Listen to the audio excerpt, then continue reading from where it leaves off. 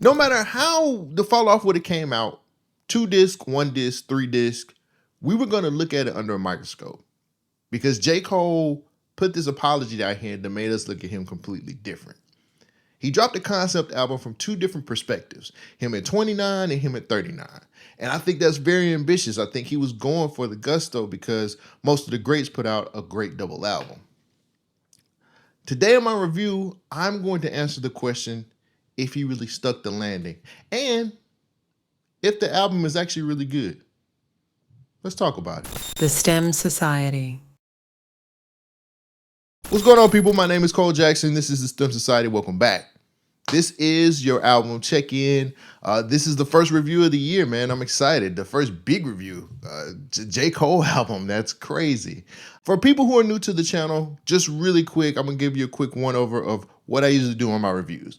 So I'm not very technical when it comes to how I review albums. I'm still really learning a lot of different things when it comes to technical things, when it comes to production or breaking down lyrics like that. So I'm not Anthony Fantano. I don't get into those types of things, but I will give you a great conversation and maybe we can actually we can agree or we can agree to disagree on some of the things that I see in the albums that I review. Also, I'm doing something new this year. No sevens. I will not give an album a 7. You're either going to get a 6 and below or you're getting an 8 and above. 7 seems very safe. And I wanted to challenge myself this year to really stick by whatever I choose when it comes to an album that I'm reviewing. So I'm not going to do any 7s this year, and I need the people on the other side of the screen to hold me accountable when it does pop up. Because nowadays you're going to have to pick, man. 7 just seems really safe, and I'm not doing that this year. We getting dangerous this year on this channel. All right. So all of the housekeeping out of the way, let's move into the review. J. Cole dropped the Fall Off on February 6, 2026. 24 songs, over an hour long. So my intentions on going into this album really were about hearing what he had to say about the apology. I wanted to know where his head was as far as his career right now. And since this is his last album, I wanted him to answer the questions about his legacy, about his real place in hip hop. I wanted him to talk about those types of things in this album. And instead, we get a concept album where we get the 2 different perspectives. We get the 29-year-old J. Cole and the 39-year-old J. Cole. And a lot of the questions that I was looking for him to answer, he didn't really address them. He didn't address them at all. Instead, we just get this nostalgia-filled disc, and then we get a disc that he, I guess, addressing the things that's happening in his life right now. And he kind of touched on people playing with his name. But other than that, that's all we got. Nothing about his friendships, nothing about the beef, none of that shit. I think that was really slick. And I'll be real with y'all. I have this crazy conspiracy. Before I get into the review, I really want to explain this. This version of the Fall Off is not the real version to me. And I know a lot of people are looking at me wild. I've said this to a couple friends and they kind of looked at me crazy until I explained it. I think the original version of the Fall Off was supposed to be something where he celebrated his peers. He actually probably was going to do songs with them. And then the beef happened. And he had to scramble to be able to figure out what he wanted to do differently. I just don't feel like him being quiet for a year and a half was just him thinking or, just doing one side of this album. I think that he really had to scramble and redo everything. I think the Kendrick and Drake beef is something that really fucked up all of his plans. And he really had to figure out where he could go from there. And this is what he sat down at his desk and he scribbled out, a concept album. And he hasn't really been the best with concept albums, in my opinion. When it comes to the production, 2 different ways of thinking on here. And I think that just goes along with the concept of 2 different mindsets. On disc 1 or disc 29, J. Cole gave us a very nostalgic feel and it felt like old school J. Cole. Now that can be good and bad. And I know he did a lot of the production on this album. And I gotta be real with you, he didn't really bring his best when it came to the stuff that he produced.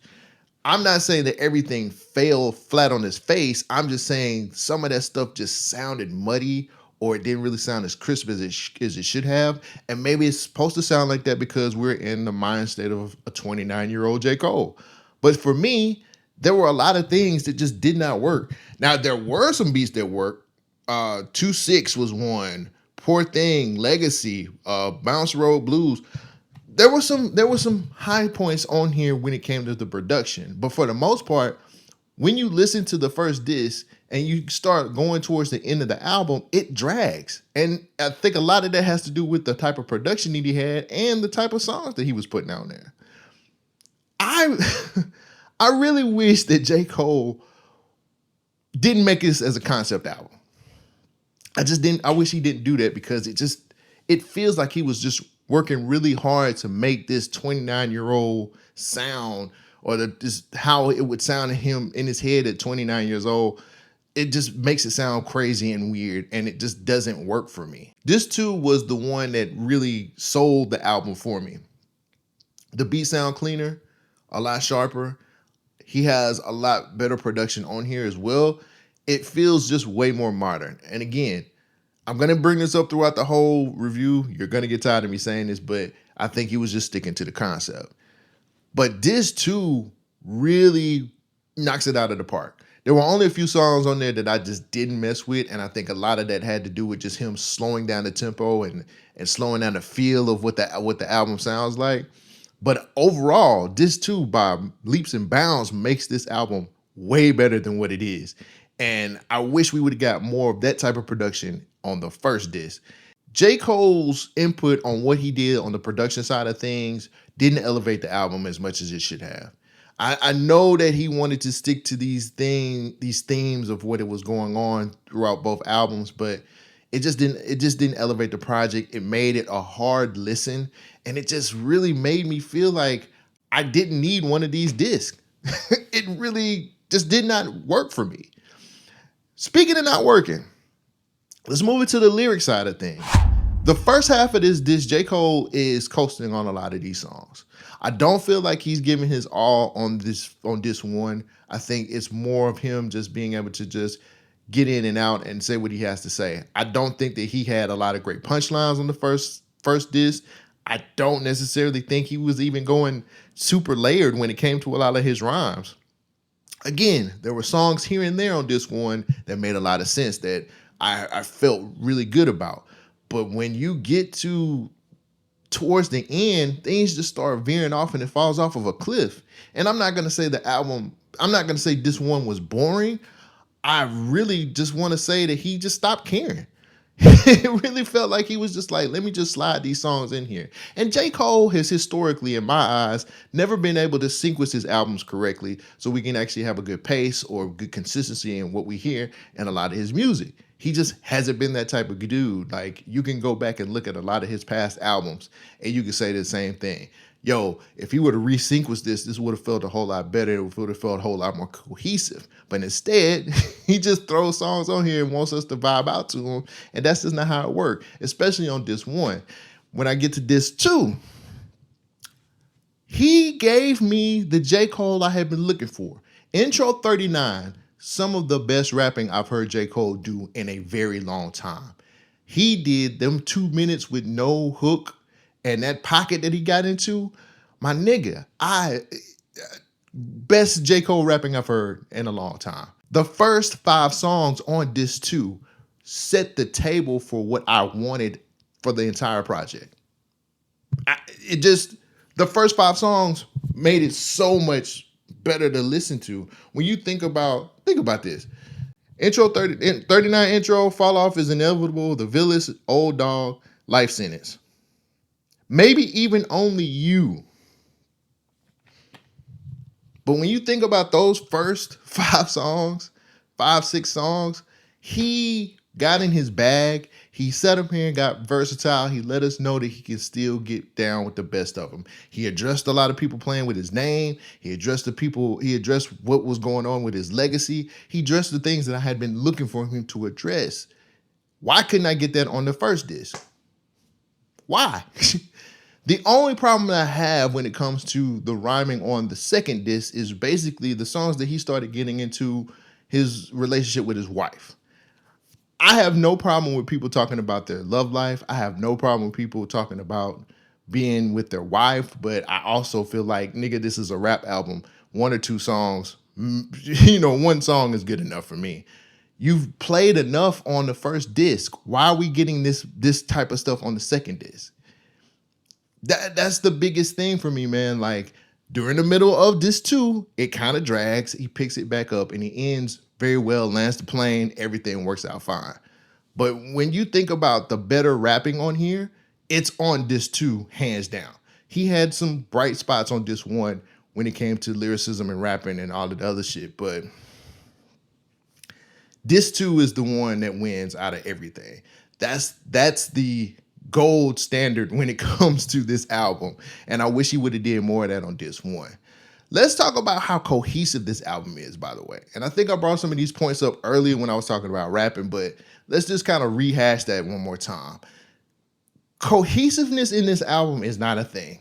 I don't think he put this together very well. I don't necessarily think that he understood that a double disc is supposed to be a complete full experience. There were times when I was falling out of attention when I was listening to this album, bro. Like, again, I'm not going to go the route of saying it was boring because that's a cop-out. I just feel like I got a little bit disinterested and things started to drag some, and it just made me kind of feel like it was a chore to get through it. Disc 1 specifically, it just felt like the second half of the album didn't want to pick up the pace. The pacing was so bad. You did not pace this album very well. Disc 1 drags this whole experience down. Disc 2, again, full steam ahead, great energy. I was enjoying the rapping. The beats and the production was making a whole lot of sense. But once you get to the middle of that album and we get into your love life and how you love your wife, it dragged again. It dragged again. Everything, the three songs after The Village just don't work for me. It don't work for me at all.